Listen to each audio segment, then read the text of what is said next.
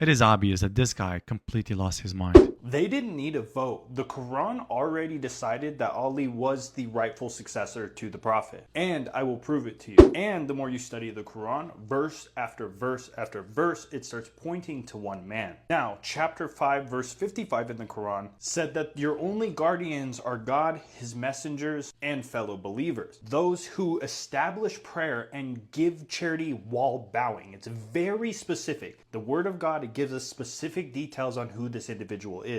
I honestly thought that this guy is a smart guy, but then to see him fall for the most ridiculous thing ever, kind of disappointing. Anyway, let's just address what he says, okay? Chapter 5:55. It is not talking about Ali whatsoever. It's talking about a group of people, a group of believers, and you can see the context, the entire part of this chapter from the verse 51. It is talking and addressing the believers, the group of believers. And then after 55, it's talking about the same thing.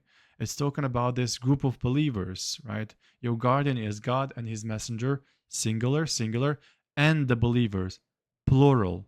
Okay, it's not one guy. It's not going to be Ali, right? Because it's not singular, it's plural. Okay, it's talking about this group of believers. 5 verses before 55 and 5 verses after, it's still talking about the group of believers. There's no way this could be talking about Ali whatsoever. Now, even in the Sunni text, it directly describes Ali in this way. It tells a story and talks about how there was a beggar that came into the church and he was asking for charity from everybody. And whenever he got to Ali, he took off his ring and gave it to the man. All of this was in a moment of worship. So even in the Sunni literature, it describes Ali the same way that the Quran says that our leader will be. So the source he brought, it's not a Sunni text. It is a forgery. Okay, it's a lie that was added in the hadith, and the Shia are using this hadith to prove that Ali actually was prophesied in the Quran by this text. But again, it makes absolutely no sense. All right, it's not it. The Muslims do not believe that whatsoever. You proved absolutely nothing. Okay, and you just repeating the same lies the Shia are saying without any evidence. Okay,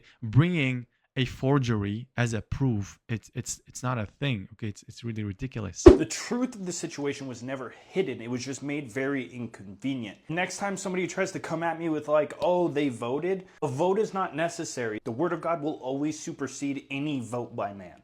Regarding the voting, okay, let's say the voting doesn't mean anything. I don't care. Okay, I don't care if the successor was Abu Bakr, Omar, or Ali. I don't care really, because that's a political issue, right? The problem we have with Ali and the Shia actually is that they worship him and they pray to him. And then they say this is an infallible imam.